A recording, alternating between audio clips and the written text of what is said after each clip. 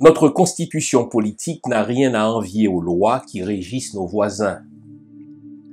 Loin d'imiter les autres, nous donnons l'exemple à suivre du fait que l'État, chez nous, est administré dans l'intérêt de la masse et non d'une minorité. Notre régime a pris le nom de démocratie.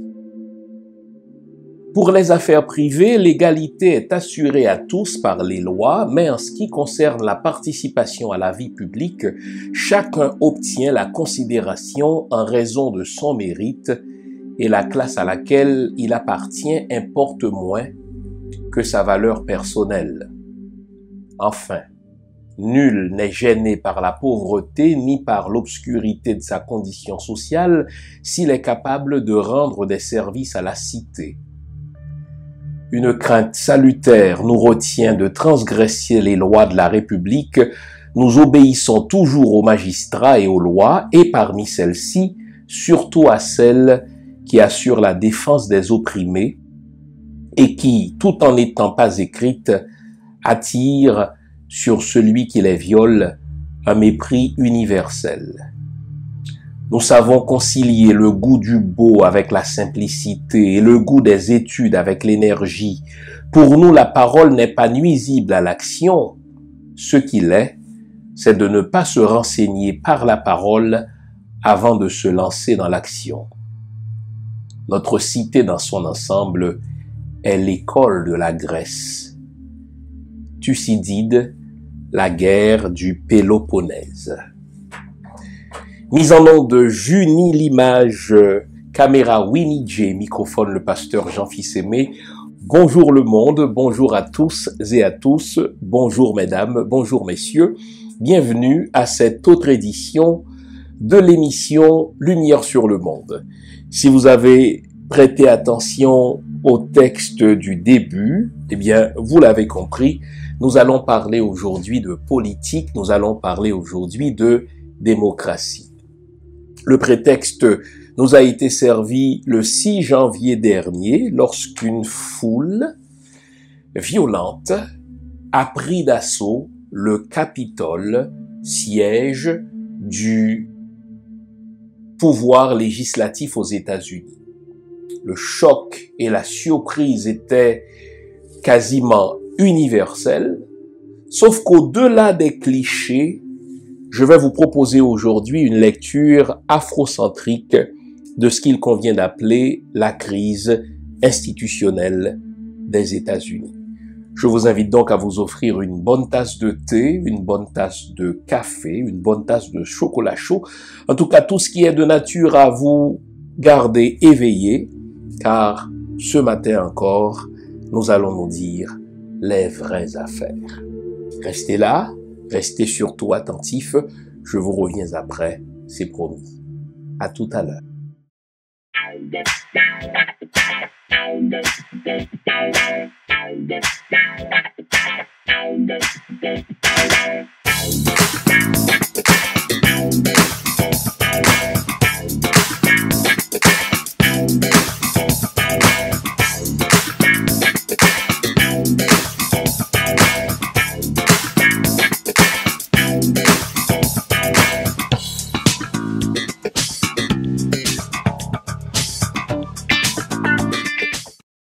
Eh bien, si vous avez suivi l'actualité politique de cette dernière semaine, elle est marquée, vous l'avez remarqué, par ce qui jusque-là était impensable dans la politique américaine. Un président américain en exercice, prononçant un discours à quelques mètres du Capitole, on va en parler de ce Capitole, et qui demande à ses partisans d'aller prendre d'assaut le siège du pouvoir législatif afin d'empêcher les congressmen et les sénateurs de certifier les résultats de l'élection de Joe Biden et de Kamala Harris. Un président en exercice qui demande à ses partisans d'entrer violemment au siège du pouvoir législatif avec pour mission de renverser les résultats d'une élection, eh bien ça a un nom en sciences politiques, ça s'appelle un coup d'État. Essayons d'imaginer un cinéaste qui propose un scénario dans lequel un président ne veut pas se soumettre aux résultats des urnes. Eh bien, ce film-là ou ce scénario serait rangé dans la catégorie film de fiction. Parce que personne qui suit l'histoire américaine des 200 dernières années ne pourrait s'imaginer, n'est-ce pas, les États-Unis aux prises avec un coup d'État lancé par nul autre qu'un président en exercice. Sauf que, quand on connaît bien les humains, il faut tout de suite se dire, mais si les États-Unis d'Amérique n'ont pas eu jusqu'à présent de coup d'État, ce n'est pas tant parce que les Américains sont différents des autres peuples en termes de mœurs politiques, c'est, et je pèse mes mots, tout simplement parce que les États-Unis d'Amérique n'ont pas une ambassade des États-Unis à Washington. Car si les États-Unis d'Amérique avaient une ambassade des États-Unis à Washington, c'est-à-dire un ambassadeur américain à Washington, eh bien les Américains en seraient à leur énième coup d'État. Vous n'avez qu'à jeter un œil sur les pays de la Caraïbe.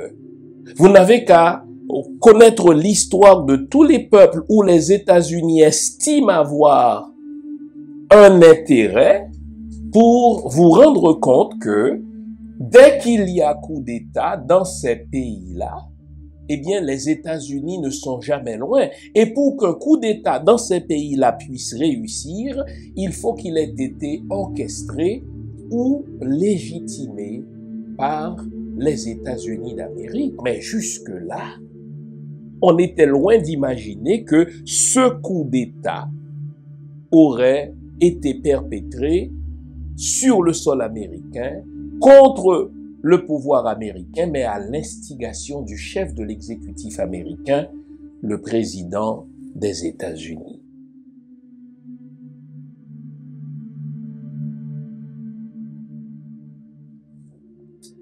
J'étais là, regardant cette scène rocambolesque, cette scène surréaliste, n'est-ce pas, de partisans politiques qui prennent d'assaut le siège du pouvoir législatif. Objectif, empêcher la certification des résultats. Moyens utilisés, violence, vandalisme, assassinat, tentative de pendaison du vice-président américain.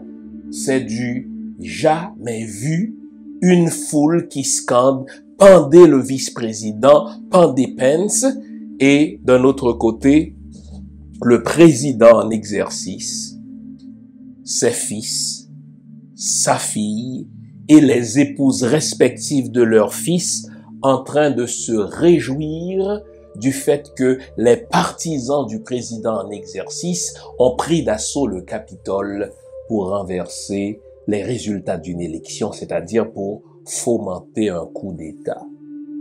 Du jamais vu, à peine imaginable. Mais ça, c'est tout ce que l'on sait. C'est ce qu'on dit dans les chaînes. C'est ce qu'on dit dans les médias, n'est-ce pas, occidentaux. Mais nous afro-descendants, nous devons avoir une lecture propre à nous de cette crise institutionnelle qui frappe les États-Unis depuis, ma foi, au moins 1 an déjà. Je vais donc vous proposer une lecture afrocentrique en commençant par le commencement.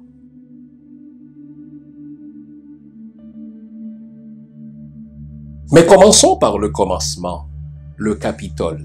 Il était ce terme-là sur toutes les lèvres lorsqu'un chef d'État d'un pays étranger réagissait à cette prise d'assaut. Oh mon Dieu, c'était le Capitole qui était l'objet des émotions. Comment le Capitole, symbole de la démocratie américaine, a pu être ainsi l'objet d'une prise d'assaut des partisans d'un président en exercice. Mais vous savez, moi, comme afro-descendant, quand vous évoquez Capitole, je n'y vois pas que le symbole de la démocratie. Ce Capitole, dont la construction remonte à 1793, est pour moi, afro-descendant, le symbole de l'esclavage, car mes ancêtres, vos ancêtres, y ont travaillé comme esclaves. Ça veut dire pour rien. Quand je vois le Capitole, j'y entends les cris de douleur et de souffrance. J'y entends, n'est-ce pas, les coups de fouet que mes ancêtres ont subis pour aider à édifier ce bâtiment qui allait être le symbole de la suprématie blanche aux dépens des Noirs. Car là où l'on voit un symbole de la démocratie américaine, moi, en tant qu'afro-descendant, j'y vois l'égrégore d'une série de législatures racistes, d'une série de mesures publiques, n'est-ce pas, anti-noirs. Exemple, l'esclavage était légitimé, était légalisé, donc voté au Capitole, contre mes ancêtres qui l'ont pourtant construit à la sueur de leur front. Après l'esclavage, la ségrégation était donc légale, donc légitime, c'est-à-dire la ségrégation a fait l'objet de lois ou de législatures votées dans ce même Capitole. Et je pourrais citer d'autres types de législatures, d'autres types de mesures politiques, n'est-ce pas, qui ont été légitimées, donc votées au Capitole. J'aurais pu parler du péonage, c'est-à-dire des travaux forcés imposés aux Noirs qui, même s'ils n'étaient plus esclaves, devaient travailler pour leurs anciens maîtres sans salaire aucun. J'aurais pu aussi parler du droit de vote ravi aux Noirs, aux Afro-Américains, donc à nos ancêtres. Mais tout ceci ne sont que des exemples non exhaustifs du fait que si pour les Occidentaux, si pour les Blancs, le Capitole n'est que le symbole de la démocratie américaine, pour nous les Afro-descendants, le Capitole est un égrégore de souffrance. Le Capitole est un égrégore d'injustice pluriséculaire. Le Capitole est l'égrégore, n'est-ce pas, des souffrances que nos ancêtres ont subies, en sorte que, pour nous les Afro-descendants, c'est un bâtiment qui est marqué au coin des injustices que nos ancêtres y ont subies. Mais qu'est-ce qui a tant choqué dans ce qui s'est passé le mercredi 6 janvier 2021? Qu'est-ce qui s'est passé pour que le monde soit à ce point sonné? Le président en exercice qui prononce devant ses partisans un discours truffé de violence et qui lâche, pour ainsi dire, ses partisans et ses partisanes, ses hommes et ses femmes à la trousse des législateurs qu'il perçoit comme étant contre lui. Si le mot choc et surprise sont synonymes, eh bien, nous ne devrions être ni choqués ni surpris par ce que Trump a dit ce jour-là. En sorte que moi, comme présentateur de cette émission, j'ai fait mon petit devoir de maison et j'ai dit, mais qu'est-ce que Donald Trump a-t-il prononcé ce mercredi 6 janvier qu'il n'ait déjà dit, ne serait-ce que pendant la campagne électorale qu'il a conduit au pouvoir en 2016. En 2016, justement, Il n'était même pas encore le candidat officiel du Parti républicain. Lorsqu'on lui a posé la question à savoir est-ce qu'il serait prêt à reconnaître sa défaite aux primaires du Parti républicain, sa réponse était on ne peut plus claire. S'il perd, c'est que les élections sont frauduleuses. Donc dans la tête de ce monsieur, une élection ne peut être vraie, une élection ne peut être légitime que s'il gagne. Mais s'il perd, c'est que les élections ont été truquées, c'est que les élections ont été frauduleuses. Vous connaissez la suite de l'histoire. Il va remporter, n'est-ce pas, les primaires républicaines. Il va donc devenir le candidat officiel à la présidentielle américaine pour le Parti républicain. Et puisque tous les sondages le donnaient perdant, à chaque fois qu'un journaliste, à la suite d'un débat avec Hillary Clinton, lui demandait, mais allez-vous reconnaître, n'est-ce pas, les résultats des élections? Allez-vous concéder, n'est-ce pas, la victoire à Hillary Clinton au cas où vous perdez les élections? Sa réponse était, on ne peut plus, cohérente avec ce qu'il a fait le 6 janvier. Si je perds, c'est que les élections sont truquées.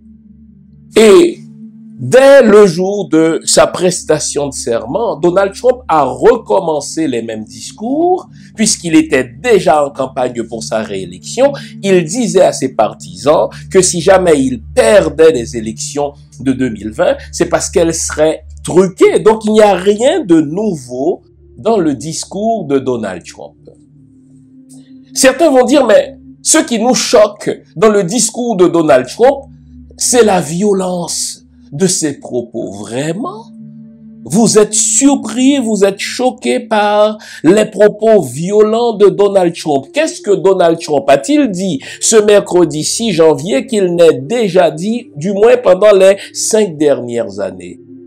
Allez-vous déjà oublier que dans sa campagne, n'est-ce pas, de 2016, lorsqu'il tenait ses meetings et que dans ces meetings, n'est-ce pas, des opposants osaient se présenter, il invitait ses partisans à leur donner des coups de poing sur la gueule, en leur disant que quand il était jeune et que des gens osaient s'introduire là où il ne fallait pas, voici comment eux, en son temps à lui, Donald Trump, il réglait le problème, ou bien il leur tapait tout simplement des coups de poing sur la gueule. Et ses partisans ont suivi les conseils de Trump sans qu'il n'y ait aucune représailles de la part des forces policières. On dirait qu'on a ouvert un boulevard, n'est-ce pas, d'impunité devant Donald Trump, si bien que l'homme, se tenant devant les caméras du monde entier, a dit ceci: je pourrais, n'est-ce pas, ouvrir le feu sur la 5e avenue Manhattan et tuer n'importe qui, je ne perdrai pas un seul vote et je n'aurai aucune poursuite. C'est ce Donald Trump-là qui va y aller avec un langage de plus en plus xénophobe, avec un langage, n'est-ce pas, de plus en plus misogyne. N'est-ce pas ce même Donald Trump qui se vantait d'avoir attrapé les femmes par le vagin sans qu'il n'y ait aucune représaille contre lui? C'est ce Donald Trump-là que les Américains ont élu. Et c'est ce Donald Trump-là que le Congrès américain, au contrôle, n'est-ce pas, des républicains, a accueilli en héros. Est-ce qu'on va de sitôt oublier ce Donald Trump qui s'est tenu devant les caméras du monde entier pendant la campagne électorale de 2016 en invitant les Russes et Wikileaks à s'introduire, à s'immiscer dans des élections souveraines américaines en demandant aux Russes de lui fournir à lui, Donald Trump, les courriels soi-disant perdus d'Hillary Clinton, commettant ainsi un crime contre la loi américaine, puisqu'il a invité une puissance étrangère, une puissance ennemie, à s'immiscer dans des élections souveraines américaines. Mais est-ce qu'il y a eu des représailles contre Donald Trump? Pas du tout. N'y a-t-il pas eu cette fameuse commission Mueller? Mais à la suite de cette commission Mueller, lorsque les démocrates ont tenté de le destituer, les républicains n'ont-ils pas voté en bloc avec Donald Trump contre cette tentative, n'est-ce pas, d'impeachment? On a fait de Trump littéralement un dieu. On a fait de Trump littéralement un intouchable. On a fait de Trump une espèce d'entité qui était au-dessus de la loi, en sorte que aucun crime commis par lui ne lui était préjudiciable. Et à chaque fois, l'homme allait et se rendait encore plus loin dans son langage, il se rendait encore plus loin, n'est-ce pas, dans sa xénophobie, il se rendait encore plus loin dans sa misogynie, il se rendait encore plus loin, n'est-ce pas, dans son racisme, car il savait qu'il était intouchable.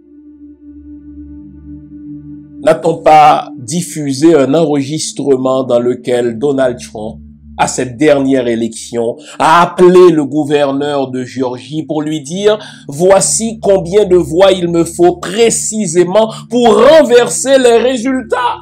Aidez-moi à trouver, n'est-ce pas, ce nombre exact de votants et vous entrerez dans l'histoire comme un patriote, comme un héros. » Et vous savez quoi? Aux yeux de la loi américaine, c'est un crime que d'inciter un fonctionnaire de l'État à commettre une fraude électorale. Mais est-ce que les républicains s'étaient révoltés pour réclamer sa destitution? Nullement. Ce même Donald Trump, pendant les 4 dernières années, y est allé, n'est-ce pas, en battant ses propres records en matière de violence langagière. Mais les médias sociaux étaient là. Vous vous souvenez lorsque les sportifs américains ont commencé, n'est-ce pas, à prendre position contre les violences policières exercées sur les Afro-Américains et qu'ils ont commencé à mettre un genou à terre lorsqu'on entonnait l'hymne américain? Eh bien, Donald Trump ne les a-t-il pas tous traités de fils de... Les médias sociaux n'ont pas censuré le président américain. Ils n'ont pas supprimé son compte. Eh bien, l'homme y allait d'enchère en enchère en sachant qu'il était intouchable. Alors dites-moi, qu'y a-t-il de nouveau dans ce que Trump a fait le 6 janvier dernier, sinon qu'il était à la toute fin de son mandat et qu'alors il était devenu un canard boiteux? Et alors on s'est dit, puisqu'il est devenu un canard boiteux, il est à la toute fin de son mandat, eh bien, il ne pourra plus grand-chose contre, n'est-ce pas, ses opposants. Autant y aller maintenant de sanctions qu'on aurait dû lui imposer pendant les 4 ans de son mandat. On peut le faire maintenant. C'est ainsi qu'on a vu les médias sociaux suspendre momentanément, dans un premier temps, ses comptes, puis les supprimer pour cause d'incitation à la violence. Vraiment. Vous vous souvenez dans la foulée de ces manifestations de Black Lives Matter, quand des Noirs et des Blancs de bonne volonté marchaient pour réclamer justice contre les violences policières perpétrées justement contre les Afro-Américains? Eh bien, lorsque des Ku Klux Klan, lorsque des suprémacistes blancs et d'autres groupes racistes pro-Trump ont agressé ces marcheurs, Trump y a vu de bonnes personnes dans les deux camps. Et les propos de Trump ont été relayés par les médias sociaux sans suspension aucune, sans suppression aucune. Et là, tout à coup, on joue la Vierge offensée en disant qu'il est allé trop loin dans la violence langagière. On joue, n'est-ce pas, la Vierge offensée en disant, n'est-ce pas, qu'il répand des mensonges dans les médias sociaux, comme si Donald Trump a fait autre chose que mentir. Maintenant, on dit qu'il est allé trop loin en tentant de renverser les résultats d'une élection démocratique. Mais vraiment,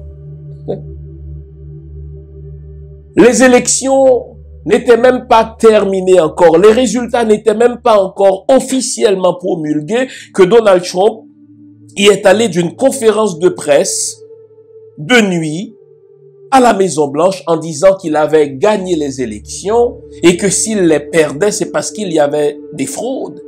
Et là, on connaît l'histoire. Trump est allé dans toutes les cours fédérales possibles et imaginables. Il est allé jusqu'en Cour suprême, n'est-ce pas, pour tenter de renverser les résultats, sans succès. Mais ça ne l'a pas empêché de dire, dans la chaîne de nouvelles la plus écoutée aux États-Unis, Fox News pour ne pas la nommer, on a gagné les élections et si Biden est élu, c'est parce qu'il y a eu fraude.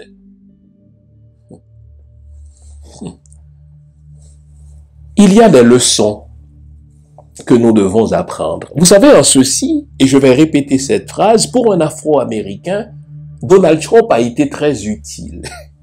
Vous savez, imaginez un instant, s'il s'agissait d'un chef d'État dans l'un des pays d'Afro-descendants, dès que les pays occidentaux auraient accepté, sans vérification généralement, n'est-ce pas, les résultats promulgués, si ce candidat malheureux tardait à accepter à son tour les résultats, on y serait allé avec les sanctions que voici.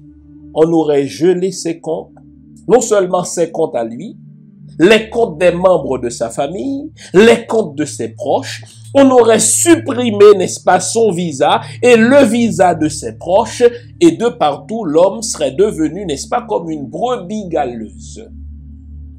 Donald Trump a consacré les dernières semaines, sinon les derniers mois, n'est-ce pas? Imaginez, depuis le 3 novembre que les élections se sont déroulées aux États-Unis, il a passé tout le mois de novembre, tout le mois de décembre et tout le début du mois de janvier à contester des résultats. Mais quelles sanctions les autres nations ont-elles prises contre Donald Trump? Aucune.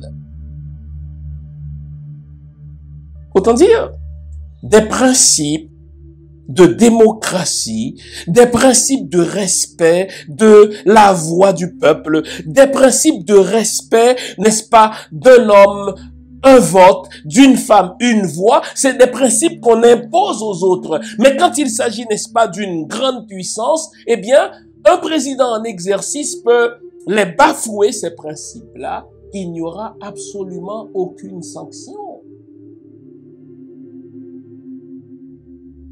Et que dire du sacro-principe des conflits d'intérêts ou des apparences de conflits d'intérêts? Vous savez, Donald Trump, bien avant d'être devenu président des États-Unis, n'est-ce pas, détenait une prestigieuse résidence, un prestigieux manoir qui répond au nom de Mar-a-Lago, où il recevait, n'est-ce pas, ses amis en privé. Mais vous savez quoi? Lorsque Donald Trump est devenu président des États-Unis, il a continué à recevoir pas moins de 64 officiers de gouvernement officiels ou officiers des gouvernements étrangers, y compris le premier ministre du Japon. Et vous savez quoi? Il les recevait dans sa résidence à Mar-a-Lago et il refilait la facture au gouvernement américain. Donc, conflit d'intérêts, on ne connaît pas. Imaginez un président dans l'un de nos pays d'afro-descendants qui aurait reçu des officiers ou des officiels des pays étrangers en sa résidence privée et qui aurait facturé son gouvernement. Bon Dieu, on aurait crié au scandale. Les journalistes du monde entier, n'est-ce pas, auraient crié avec raison au non-respect du principe sacro-saint de conflit d'intérêts ou d'apparence de conflit d'intérêts. Pas moins de 64 officiels de pays étrangers ont été reçus par Donald Trump et il a refilé la facture au gouvernement américain. C'est cet homme qui, à partir du 20 janvier, malgré le fait qu'il a eu un langage violent, malgré le fait qu'il a attrapé des femmes par leur vagin, malgré le fait qu'il s'est librement montré xénophobe, raciste, suprémaciste blanc, c'est cet homme qui, à partir du 20 janvier, pour avoir été président des États-Unis, aura, écoutez-moi bien, droit à 200 000 $ de revenus annuellement. Il aura droit, n'est-ce pas, à 1 million $ en termes de réclamation pour frais de voyage et il pourra embaucher du personnel sur le dos des contribuables américains parce qu'il a été président des États-Unis. Mais qui a voté? Qui a voté ces lois? Qui a voté ces règles-là? Le fameux Capitole, qui est le symbole de la démocratie américaine. Tandis que vous qui me regardez, vous avez de la difficulté à joindre les deux bouts. Tandis que vous qui me regardez, n'est-ce pas, vous ne travaillez peut-être même pas. Ou si vous travaillez, vous êtes devenu encore plus pauvre. Ce Donald Trump, milliardaire de son État, qui a foulé aux pieds, n'est-ce pas, pendant toute sa vie, toutes les lois américaines et qui y est allé, n'est-ce pas, le 6 janvier en concrétisant ce qu'il a toujours cru, eh bien, ce Donald Trump, à partir du 20 janvier, aura droit à tout cela. 200 000 $ de revenus, $1 million, n'est-ce pas, pour des réclamations en termes de voyage par année. En plus, n'est-ce pas, qu'il pourra embaucher du monde pour travailler pour lui. Et ça, c'est sans compter, n'est-ce pas, des agents de sécurité de l'État qui vont être mis à son service et au service de sa famille, tout cela sur le dos des contribuables américains. Et vous appelez le Capitole le symbole de la démocratie américaine? Vraiment? Le Capitole n'est-il pas plutôt le symbole des injustices, n'est-ce pas, du système américain, un système qui a été conçu par une élite pour une élite, un système duquel, eh bien, la masse bénéficie seulement des miettes. Mais c'est un système élitiste conçu par des élites pour le bien des élites. Mbote, Nangadef, comment nouer la famille? Où trouver les livres du docteur Fils-Aimé? Très simple. Sur son site internet au www.jeanfilsm.com ou sur Amazon, amazon.com, amazon.ca. Vous pouvez aussi nous écrire directement par email ou par Facebook. Dans tous les cas, c'est plus de 13 ouvrages sur diverses thématiques qui vous attendent. Un beau cadeau à se faire ou à offrir à nos proches. On est ensemble.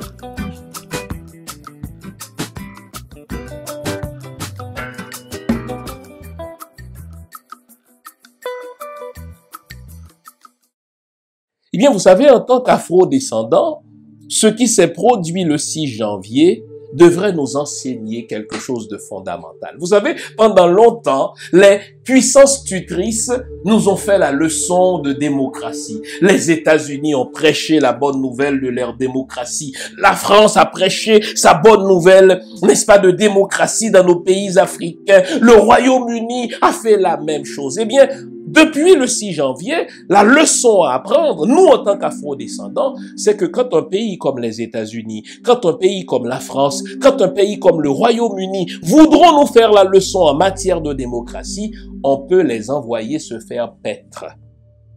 Car on peut les regarder dans les yeux et leur demander, mais où étiez-vous, bon sang, lorsque pendant les 4 dernières années, l'un des vôtres, le président de la plus grande puissance, bafouait, n'est-ce pas, les principes de la démocratie, bafouait les principes de la justice. Il ne pipait mot parce qu'il s'agissait du président des États-Unis. Mais quand il s'agit de chez nous, ils auraient déjà envoyé leur armée au nom du bon vieux principe de la démocratie, au nom du bon vieux principe, n'est-ce pas, du conflit d'intérêts.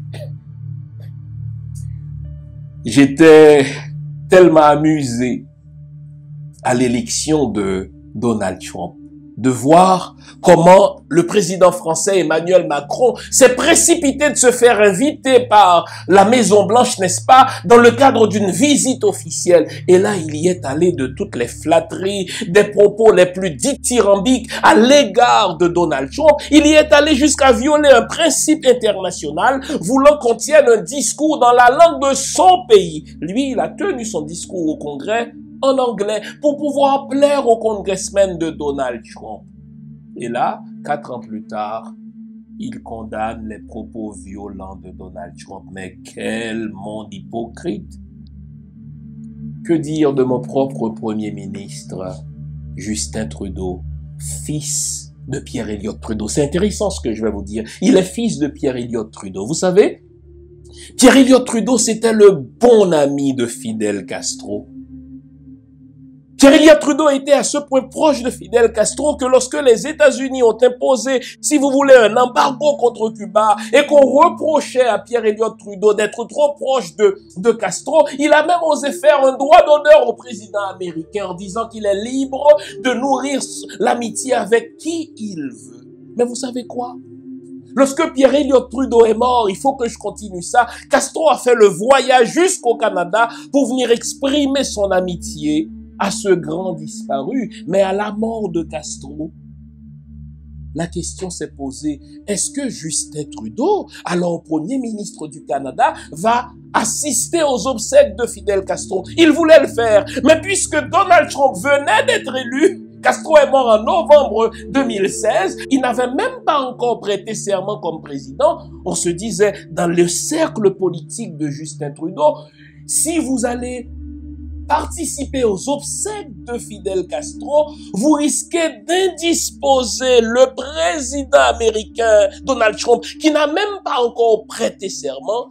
Il a choisi de ne pas y aller et de présenter Castro comme un dictateur, ce que son père n'aurait jamais fait pour plaire à Donald Trump, qui n'avait même pas encore prêté serment. Alors, lorsque le Canada voudra faire des leçons d'ordre moral à mon pays d'Haïti, lorsque la France voudra faire des leçons de démocratie à vos pays africains, envoyez-les se faire paître et demandez-leur où ils étaient pendant les 4 dernières années quand Donald Trump bafouait tous les principes du vivre ensemble, quand Donald Trump bafouait tous les principes de la démocratie. Parce que le système américain faisait de lui une entité au-delà de la loi, une entité intouchable.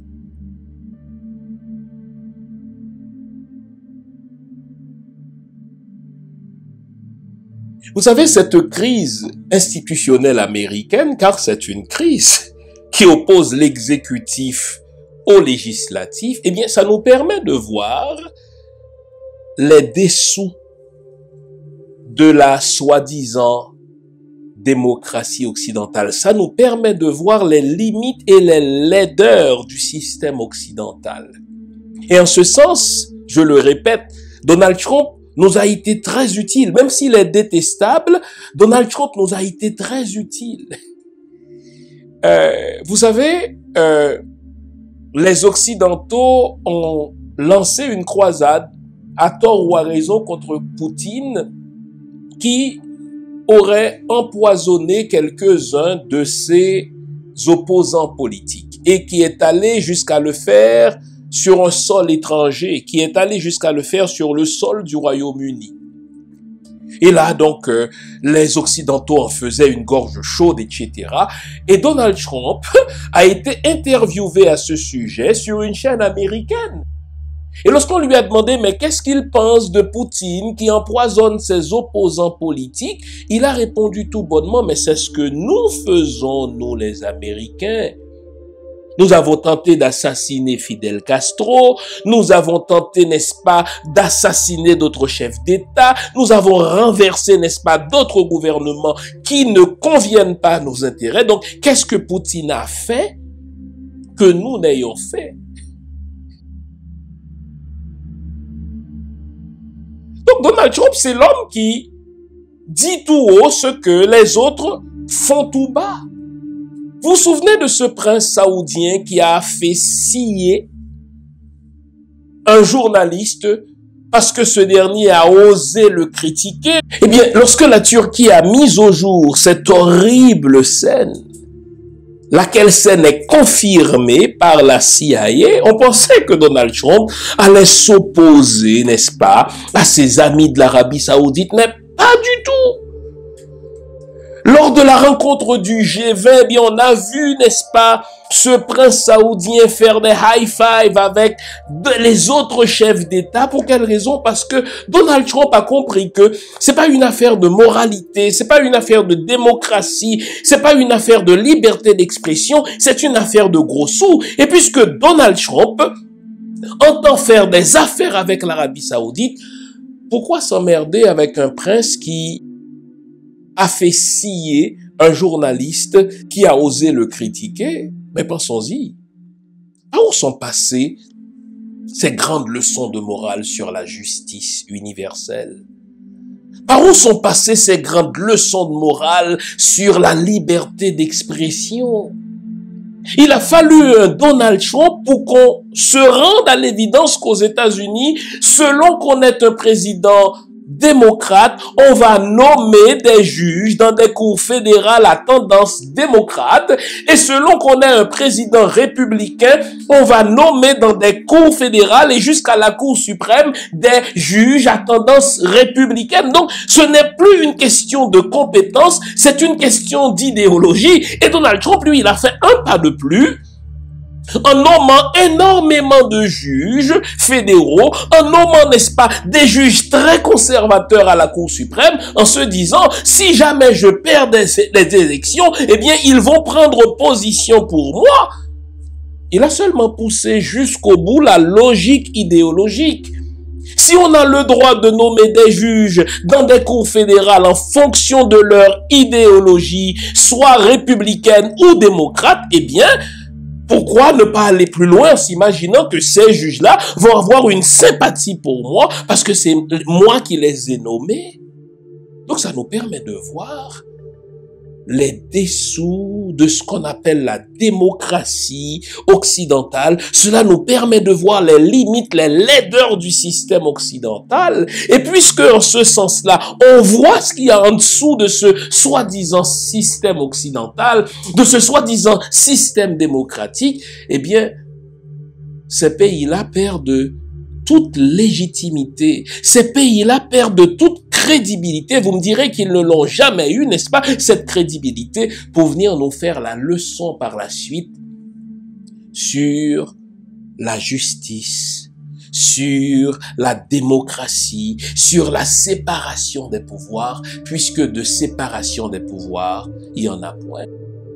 Les législateurs américains n'ont-ils pas été à ce point intimidés par Donald Trump qu'ils n'ont même pas su voter une loi ou prendre des décisions qui seraient de nature à déplaire à Donald Trump? Pendant 4 ans, les législateurs républicains étaient tout simplement incapables de prendre quelque position que ce soit contre la Trump Nation. Donc, toute la notion de la séparation des pouvoirs qui distingue justement une république d'une dictature, toutes ces notions-là ont pris le bord pendant les 4 dernières années au su et au vu de tout le monde. Et les autres démocraties se sont accommodées du phénomène Trump.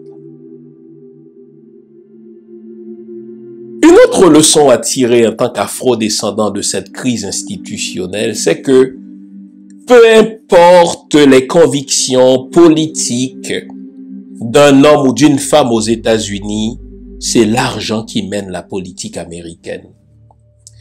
Il y a une petite nouvelle qui est passée sous le radar et qui a été le véritable élément déclencheur de ce qui est en train de se produire là en vue de la destitution de Donald Trump. Vous savez quoi cette nouvelle? Lorsque les bailleurs de fonds, lorsque les grandes coopérations financières des États-Unis ont dit « Cette fois-ci, c'est trop loin, vous êtes allés trop loin les républicains, si vous ne vous dissociez pas de ce Donald Trump, nous allons vous couper les vivres.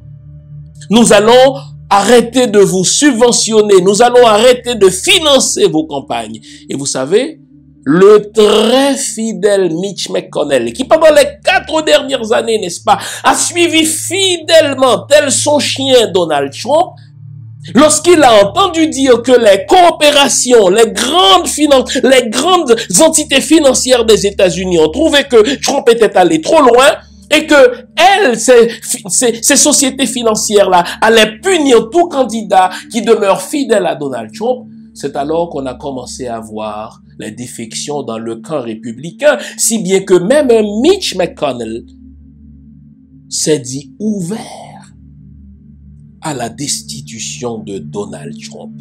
Au moment où l'on se parle, je ne sais pas si véritablement le Sénat va voter pour la destitution de Donald Trump, mais vous notez quelque chose que nous savons déjà, nous les afro-descendants, dans le créole haïtien, on dit L'argent et les pédioles, c'est l'argent, n'est-ce pas, qui dicte la parole aux gens. Dès que les sociétés financières, dès que, n'est-ce pas, les gens riches des États-Unis ont commencé à dire qu'ils allaient cesser de financer les candidats républicains, chacun a commencé à prendre position de manière plus ouverte, n'est-ce pas, contre Donald Trump.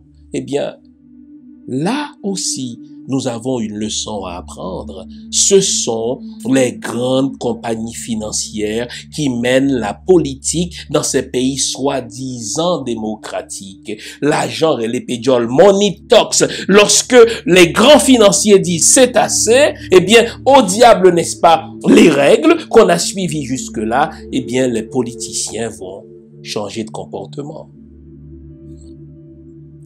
Mais il y a une leçon qui me paraît particulièrement importante dans cette crise institutionnelle américaine. Vous allez voir, peu importe l'idéologie, que l'on soit membre du Parti démocrate ou membre du Parti républicain, à un moment donné, écoutez-moi bien, les élites politiques vont devoir s'entendre dans l'intérêt de leur pays. Donald Trump rapidement va faire partie du passé.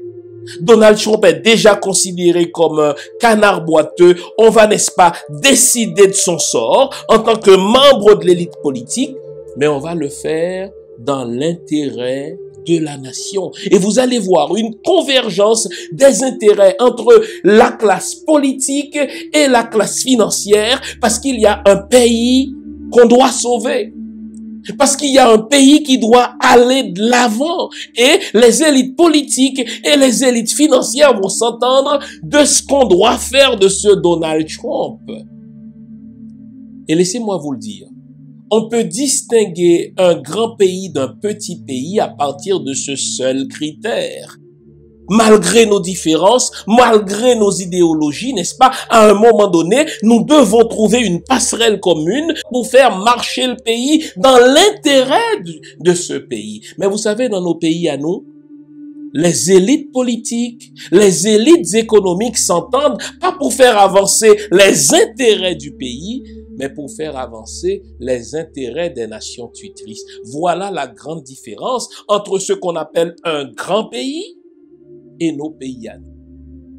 Si nos pays à nous, n'est-ce pas, sont bafoués, si nos pays à nous ne comptent pas dans le concert des nations, ce n'est pas parce qu'il nous manque de l'intelligence, ce n'est pas parce que nos élites politiques ou économiques, n'est-ce pas, sont moins compétentes qu'ailleurs, mais c'est parce que il leur manque ce je ne sais quoi de patriotique qui va faire en sorte qu'à un moment donné dans une crise, les élites politiques et les élites économiques vont se dire ça y est, nous devons trouver une passerelle commune, nous devons trouver un terrain d'entente pour que le pays aille de l'avant. Nous, dans nos pays à nous, ce sont les intérêts de la France, ce sont les intérêts des États-Unis, ce sont les intérêts du Canada, ce sont les intérêts du Royaume-Uni qui priment, en sorte que plutôt que de trouver un terrain d'entente pour que ça marche véritablement dans nos pays, indépendamment de nos divergences idéologiques, nous allons nous entendre pour faire passer l'agenda d'une puissance tutrice comme les États-Unis, l'agenda d'une puissance tutrice comme la France, l'agenda d'une puissance tutrice comme le Royaume-Uni, le Canada, pour ne citer que celle-là. Il y a des leçons à tirer en tant qu'afro-descendants de cette crise institutionnelle actuelle des États-Unis. On peut être différent, on peut être en désaccord, mais à un moment donné, il y a un pays à sauver et c'est les élites économiques et les élites politiques qui vont s'entendre pour que ce pays aille de l'avant. Vous savez, une autre leçon à tirer de cette crise institutionnelle américaine, c'est ce que j'appelle l'arroseur arrosé. Vous savez, la vie n'est pas toujours juste, mais de temps en temps, elle l'est. Victor Hugo disait qu'en général, les empires meurent d'indigestion. Vous savez, si vous regardez l'histoire du monde, depuis que les États-Unis sont devenus une grande puissance, c'est-à-dire au moins depuis la Première Guerre mondiale, eh bien, il n'y a pas beaucoup de coups d'État. ou de gouvernements qui sont renversés en Occident sans que les États-Unis n'aient orchestré ou légitimé ces renversements de gouvernement ou ces coups d'État. Et ils l'ont toujours fait impunément. Et parfois, ils sont et du côté du pouvoir en place et du côté de l'opposition jusqu'à ce qu'ils finissent de déstructurer, n'est-ce pas, l'ordre dans ce pays et qu'ils puissent régner en maître. C'est le cas d'Haïti, par exemple. Pendant toute la dictature des Duvalier, qui a duré 29 ans, en particulier pendant tout le règne de Papa-Doc, Duvalier père, eh bien, les États-Unis jouaient et avec les opposants et avec Duvalier. Vous savez, quand des opposants tentaient de renverser le gouvernement dictatorial de François Duvalier, 9 fois sur 10, ils s'entraînaient sur le sol américain et la CIA leur fournissait des armes. En général, ils s'entraînaient, n'est-ce pas, en Floride. Mais dès qu'ils prenaient le bateau pour se rendre en Haïti, cette même CIA qui leur fournissait des armes pour renverser le gouvernement de François Duvalier, cette même CIA informait François Duvalier de leur venue. Et cela a duré, n'est-ce pas, une bonne trentaine d'années. Imaginez de 57 à 86. Regardez ce que les États-Unis ont fait à un pays comme le Venezuela. Pendant tout le règne, n'est-ce pas, de Hugo Chavez, les États-Unis n'ont jamais laissé une chance aux Vénézuéliens, n'est-ce pas? Ils ont tenté toutes sortes de renversements de ce gouvernement, en sorte que Hugo Chavez a dû se soumettre à chaque fois à des référendums. Et que dire du gouvernement actuel de Maduro?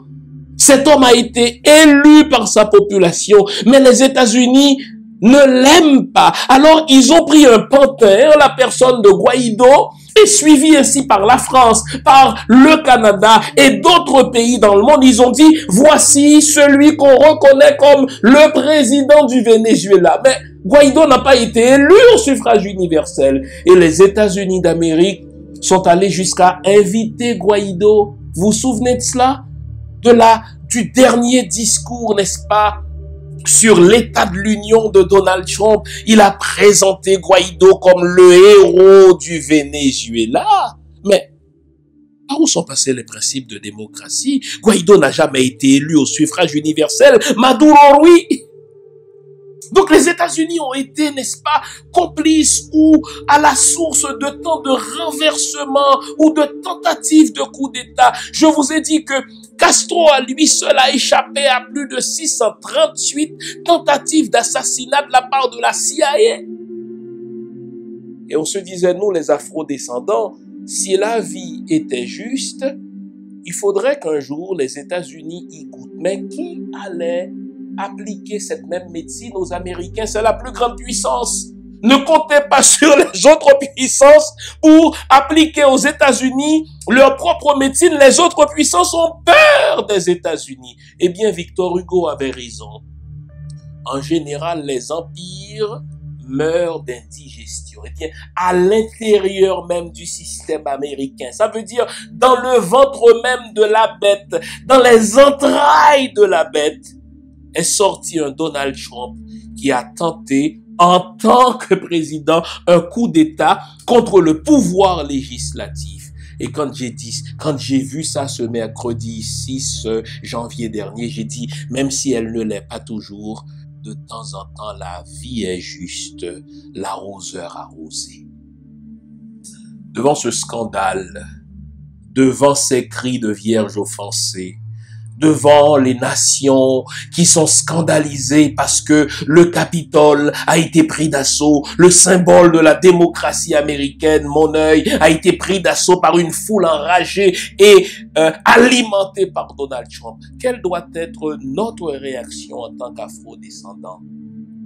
Je vais y aller d'un proverbe créole.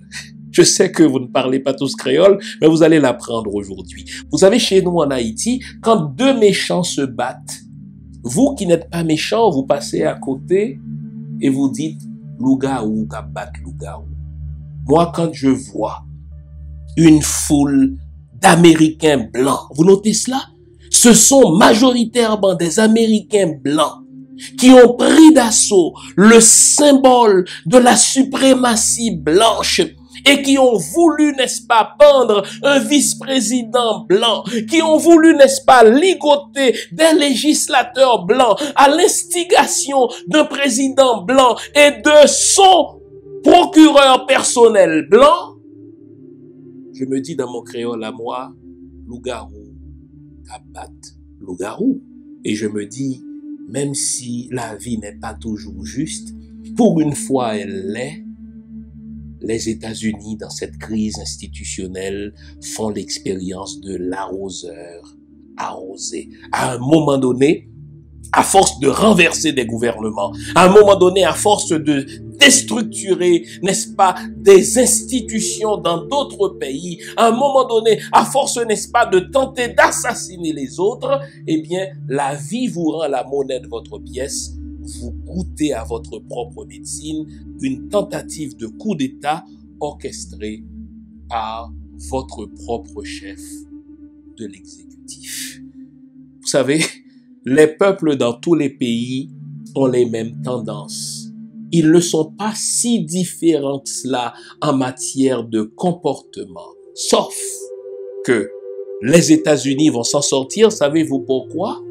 Parce que les élites économiques, je l'ai déjà dit, et les élites politiques vont identifier les intérêts communs dans cette crise et elles vont surmonter cette crise. Le problème chez nous, c'est que nos intérêts personnels, nos intérêts individuels, nos intérêts de parti sont à ce point si grands que nous oublions que nous avons un pays à faire avancer. Voilà pourquoi plutôt que de vaincre nos crises et d'apprendre de nos crises, ce sont nos crises qui s'installent à demeure parce que nous ne sommes pas en mesure d'identifier des passerelles communes pour l'avancement de nos pays respectifs. Que cette crise institutionnelle américaine nous inspire, qu'elle nous rende moins naïfs face aux leçons de démocratie que les puissances occidentales veulent nous enseigner, qu'elle nous rende moins naïfs sur les dessous et les laideurs du système démocratique, n'est-ce pas, occidental, mais que cette crise surtout nous rappelle que dans la vie comme en politique, ce sont les intérêts qui sont en dessous de nos motivations. Et le duc de La Rochefoucauld avait raison. Les vertus se perdent dans les intérêts comme les fleuves dans les mers. À nous d'identifier les intérêts collectifs de nos nations respectives. À nous d'identifier, n'est-ce pas, les intérêts collectifs de nos pays respectifs. Et de nous entendre en tant qu'élite politique, en tant qu'élite intellectuelle, en tant qu'élite financière, pour la réalisation de ces intérêts communs. Bonne semaine. On se retrouve la semaine prochaine pour une autre émission du même genre. Gardez le moral, car tant que va le moral, tout va. Je voudrais vous inviter à vous abonner à cette page et à recruter d'autres gens qui vont s'abonner. Pour quelle raison? Parce que c'est une chaîne qui est consacrée à la dézombification du peuple noir. Vous savez, en ma qualité de théologien, d'historien et d'expert en management public, je décide de mettre toute mon énergie et toute l'équipe qui travaille avec moi décide aussi de mettre toute son énergie à la dézombification du peuple noir. L'émission s'appelle Lumière sur le monde. Eh bien, cette lumière, ce n'est pas moi. Cette lumière, c'est le travail que nous faisons ensemble. Lorsque tout à coup, on réalise qu'on nous a roulé dans la farine. On réalise qu'on nous a trompés pendant, n'est-ce pas, des siècles. Et que tout à coup, nous prenons conscience de nos ressources. Nous prenons conscience de notre identité. Et ayant pris conscience de tout cela, nous prenons la décision de partager ce que nous sommes, ce que nous comprenons avec les autres. Donc, nous avons besoin d'avoir une masse critique d'hommes et de femmes noirs réveillés qui vont changer, n'est-ce pas, leur pays respectif pour la gloire de nos ancêtres. Nos ancêtres méritent cela. Ils se sont sacrifiés pour nous et c'est à nous aujourd'hui de prendre le relais. Comment on le fait? On le fait en se dézombifiant et en dézombifiant les autres. Je vous invite donc à liker ce qui se fait sur cette chaîne, à le sharer, à le partager avec les autres, à vous abonner et si vous l'avez fait déjà, à recruter d'autres qui vont s'abonner. On est ensemble, on garde le moral car tant que va le moral, tout va. L'émission Lumière sur le monde est désormais disponible sur la chaîne panafricaine de Media to Africa via Facebook et YouTube. Merci à notre fier partenaire. On est ensemble.